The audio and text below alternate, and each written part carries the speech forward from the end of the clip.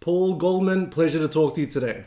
Thank you. Have you seen the film? I saw it last night actually. Oh, good. Thank you. I like to say to a lot of filmmakers before we get started is just congratulations on actually getting a film together and about to be released because that is the major feat that people look over. You made a film and it's ready to go. Congratulations. Well, maybe people don't understand how hard it is to make a feature film in Australia. I mean, I've made many, and I've always wondered when it's going to get easier. It never gets easier. It's always a challenge. There's a long development period, financing films, and as we know, audiences in Australia seem kind of reluctant to go to the cinema to see our films, which I think is very disappointing because I think the cinema experience is a unique one, and I love watching my films and on Netflix and streamers as well.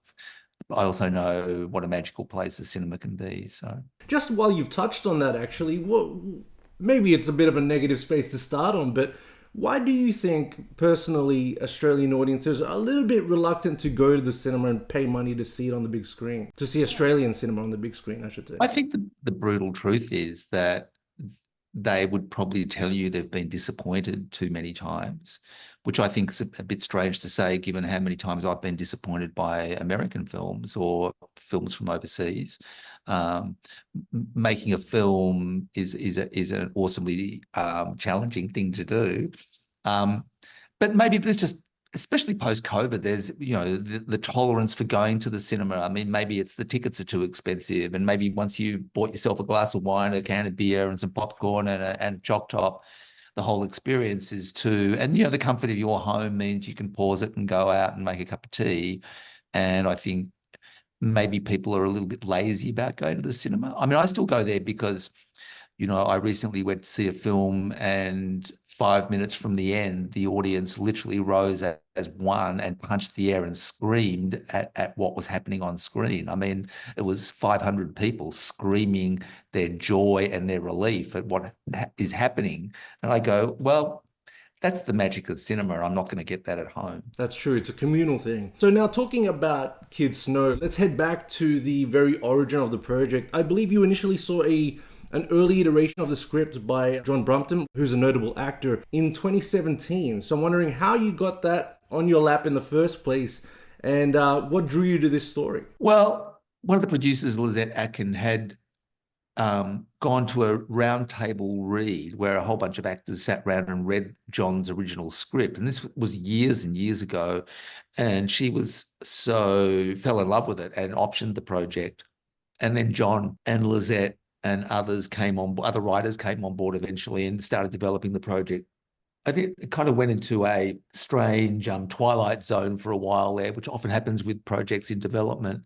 And they sent it to me, and I read it, and I loved the characters, the setting. I could see what I could bring to it, and I got on board. How different was the eventual shooting script from that early script that you started with? Were the thematic changes or character changes that you brought to the table? I know that you brought other writers as well. No, I think that the finished film is certainly beholden entirely to John's original script. John's script was very, very long. And so part of the development is actually trying to contain that. And as you know from watching the film, it's an epic film in terms of there's a lot of characters, there's a lot of character arcs, there's a lot of story. And it was one of the challenges that I was looking forward to, is trying to balance all those things. I mean, we, especially in Australia, recently are making films where there's two or three characters. This has got a huge canvas of characters, the landscape as well, everything about it's epic. What did we change? I think we just kind of finessed things. I mean, I think the biggest single change was probably with the character of Sonny. I was very determined to make the film, even though the film was set in the world of tent boxing and professional boxing, it wasn't my real interest. I mean, John had been a tent boxer himself, John Brumpton. Right. So the authenticity of it was very attractive. But what I really liked even more was the two brothers who share these dark secrets and this guilt and shame about the past and having to deal with each other. I mean, I've made, most of my films are about the damage men do to each other and then to everyone around them, whether it's their wives, girlfriends, or their children. Um, And I like that about this as well. I like those dark secrets that men sometimes hide from each other, and the damage they do as they have to deal with each other. So the character of Sunny was important to me because she comes between these two brothers. And, Kid Snow at the start of the film has given up on life in a way. He's just a performer. He's almost like a performing animal. And this woman arrives in the worst possible place for her with her young child and ignites some real passion in his life and opens up the vistas for him. So that was really, as much as anything, my attraction, and where I wanted to, and that's where we spent a lot of time developing that character at Sunny. But she was there in John's original script as well. Cool. Now, with the cast, your three leads in particular, Billy Howle, Phoebe Tonkin, Tom Bateman, how did they come about? Was there an audition process, or did you want them specifically from the get-go? Yeah, there was a long audition process. It's one of the things I like about filmmaking. It's where I hang my hat. I think if you go back and look at the films I've made, I've always looking for interesting actors and have certainly given quite a few actors their breaks, whether it's Mia Wasikowska or Nathan Phillips. We started looking for those two male leads in Australia, and there were some options here.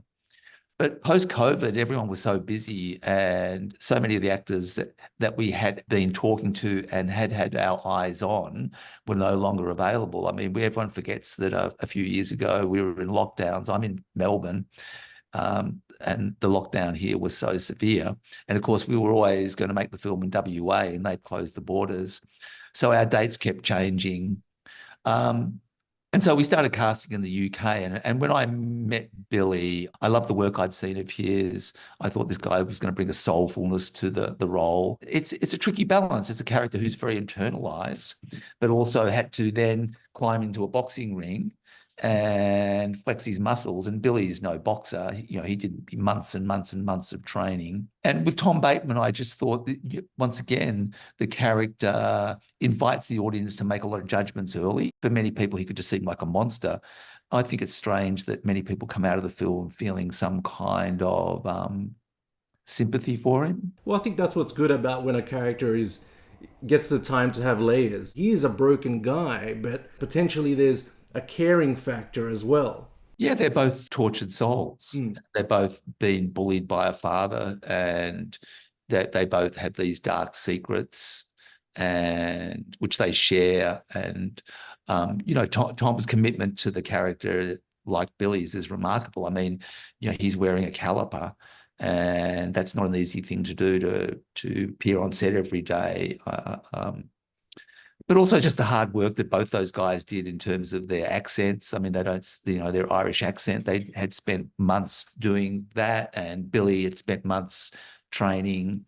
Phoebe Tonkin was an actress who I had my eye on. And for Phoebe, this was always going to be a challenging role, and she was well and truly up for it. And I think her performance is very, very brave. And I think she brings a real steeliness to that character as well. I mean, there's some very difficult scenes in the film for that character, and as an actress as well, that they require an actress, a young actress, to be very, very, very committed to the project and the role and not judge a character. So it was, for me, enormously challenging, but also such an enjoyable part of making the film. And that's the case for those Indigenous actors as well, who I think, are the heart and soul of the film. They bring such a playfulness to it, and a humour. And so, it's an epic cast, that's for sure. Now, to the shoot itself, I mean, you have a few elements that make it a bit more challenging. You have a period setting, and then you have the Western Australian outback. Is it an understatement to say that it was a bit of a challenging shoot, or did it all go swimmingly? No, I've never made a film where it's not challenging. Being in Kalgoorlie 6 hours by road from Perth and an hour by plane. I mean, when you push a film crew out there and you're shooting out so far away from major cities, there's always challenges. There's many things that can go wrong, and there's no easy way to solve those. It's also a very, very great bonding experience. I mean, we had our challenges. There was some pretty crazy stuff happen, and that's what you would expect. I mean, for me, the fondest things are One day when we were shooting out in the middle of nowhere, about 100 km out of Kalgoorlie, we were watching tracking the weather fronts that were coming through, and it looked like we were going to be hit really hard by a weather front. And Gary Cooper, who is one of the executive producers, who's an Indigenous man from the area, he then went out and lit fires around the perimeter of the set. And he said, you watch the clouds, the storm fronts will part and go around us. And they did. Oh, wow. So he just set fire to all these salt bushes around us. He literally watched this two amazing storm fronts kind of sweep around us. So, for me, that was a remarkable experience. I mean, I love that landscape and that countryside, and in the film, it certainly is a character. Yeah, absolutely. You can definitely tell. Which kind of brings me to this two-parter question I like to ask. During the making of this film, was there a particular sequence that you thought would be quite challenging that ended up being quite simple to craft, and vice versa? Was there a scene that you thought this is going to be a walk in the park, and everyone was just like, "Why is this taking so long?" I think that's almost the case in every instance. I mean, the first night of the shoot, we got underway. On any film shoot, the first day kind of sets the tone for the rest of the shoot often. And we got off to an absolute flying start. It was like 7, 8 o'clock at night, and we'd got a couple of scenes in the can. And I thought, wow, this can't go any better. And then half an hour later, once again, we were hit by the most torrential storm front. We had to park all the trucks around the boxing tent and tie it down. It was going to be lifted off the ground. And we endured 2 hours of an absolute torrential rain and winds that was scary. Wow. And we sat there. I remember walking out to the middle of it, soaking wet and just cursing. And we pushed on for the rest of the night. But that's what filmmaking's all about. Yeah, it really is. Just to wrap things up, now looking at some of your influences on this film particularly, I was reading an interview previously with you. You mentioned Fat City and Raging Bull as some of the influences. How did they inform your creative decisions, and were there other perhaps films that you looked at or touched on in terms of influence? Yeah, so I'm a very big fan of boxing films, and there is no better film than Raging Bull, which incidentally is about two brothers and a woman who comes between them. So the parallels were significant for me. But also, Scorsese's the performances of those actors, and I like that. And there was lessons to be learned about the boxing scenes in that film. I mean, I went a different way, but it was informative. I mean, I also have watched, which people wouldn't know, during the 40s and 50s, there was an enormous number of film noir films that are set around the world of professional boxing. Fat City is a John Huston film that few people have seen, but that, in terms of the way it looks, was enormously influential. For our art department, our production designer, and our DP. There's a film made by Peter Bogdanovich called Paper Moon, an influence for me. It's a black and white film, and I think anyone who knows it would kind of be shaking their head. How was that an influence? But there's actually a scene in Paper Moon where the two characters, a father and his daughter, go to a circus ground, and she stands outside watching while her father goes in to a leg show, which was influential. There's a lot of photographers' work. Susan Mazelis, who put out a book 30, 40 years ago called Carnival Strippers, was something that we mined. I mean, I'm a big cinephile, so for me, absorbing those influences is a great shorthand way to talk to your production designers and your director of photography. And I think both Clayton Jauncey and Gary Phillips, the production designer and the DP, did an extraordinary job on this film. Yeah, fantastic. Before we leave you, do you have anything that you can tell us that you've got lined up next, or is it currently just feeling things out? People might not know, but last year I had a film out as well about Michael Gudinski, Ego. So that was in cinemas. And just by coincidence, I made two films at the same time. And that was because of COVID. So, I had planned the films to be kind of separated by some time.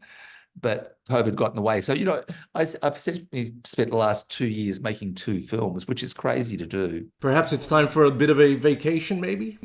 No, I'm making a documentary at the moment about a very Okay. Australian photographer, and I'm also planning to try and shoot a drama maybe at the end of next year. So, Fantastic. Well, it was been a pleasure to talk to you today, and congrats again on getting Kids Know together and up and running. it's been a pleasure talking. I hope people go out and see it in the cinema where it really, it's a big, big film. It looks great on the big screen.